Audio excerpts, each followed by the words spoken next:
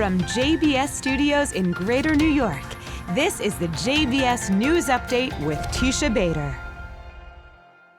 I'm Teisha Bader with the JBS News Update for Monday, November the 14th, 2016. Israel's President Reuven Rivlin is on a state visit to India this week. Rivlin landed in the country this morning following an invite from Indian President Pranab Mukherjee in an effort to increase cooperation between the two nations, in particular in the areas of defense, agriculture, and water. Rivlin will also meet with Indian Prime Minister Narendra Modi, as well as with other officials and with leaders of India's Jewish community. An IED, an improvised explosive device, was thrown at an IDF patrol in the West Bank this morning. The incident occurred as the soldiers passed the Palestinian town of Al-Qadr near Bethlehem. The device detonated, but no soldiers were injured, and the IDF was searching for the perpetrators.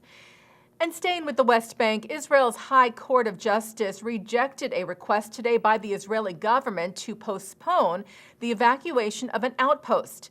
The evacuation of the Amona outpost, which is east of Ramallah, has been the subject of legal battle for several years.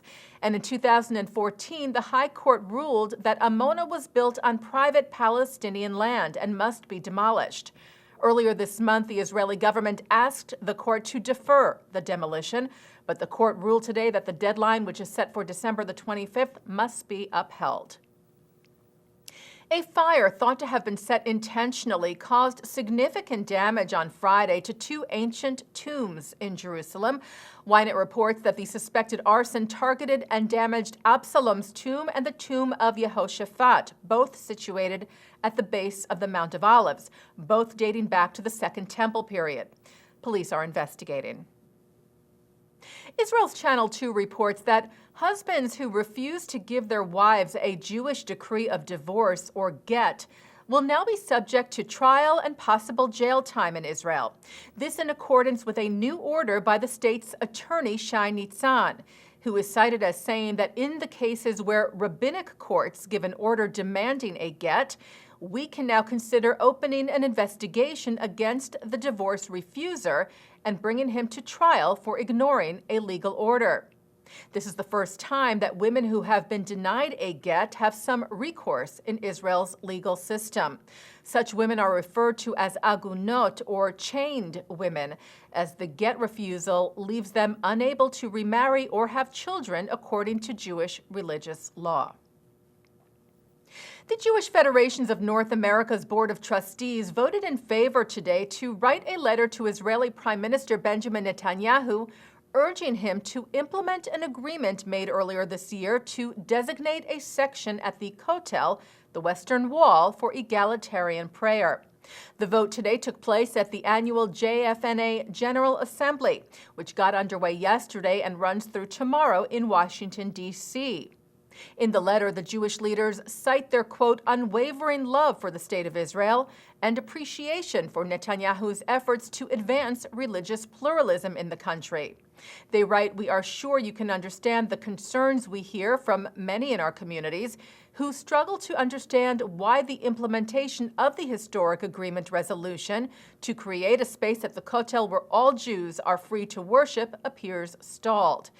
As we reported to you at the beginning of the month, members of the Reform and Conservative movements in Israel gathered at the wall in prayer and protest of the failure of the government to follow through on the agreement.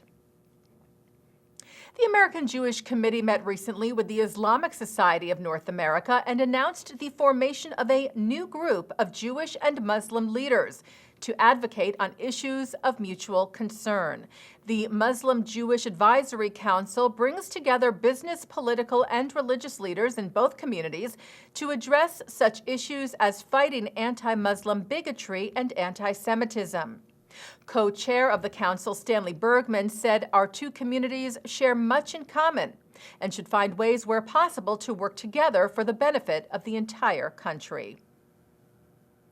Well, Aerosmith is launching their European tour next year in Israel.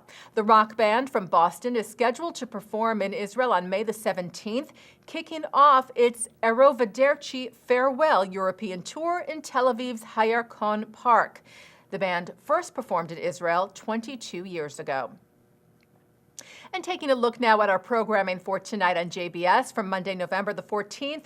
At 7 o'clock, it's The Wisdom of Dr. Ruth Westheimer. At 7:30, family therapist Neil Maron talks about dating from the Union for Traditional Judaism's Finding Love in the Jewish Community.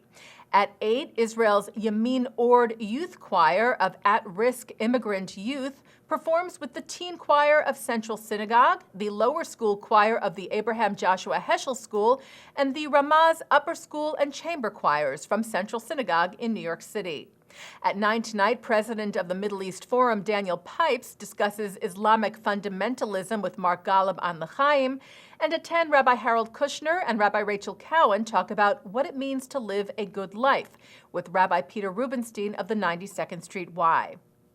And coming up right after this newscast tonight at 6:30, Mark Golub speaks with Professor Emeritus of Harvard Law School, Alan Dershowitz, who shares his views on Donald Trump as well as on President Obama's foreign policy. That's tonight on In the News. And that's the JBS News Update from Monday, November the 14th, 2016. I'm Teisha Bader.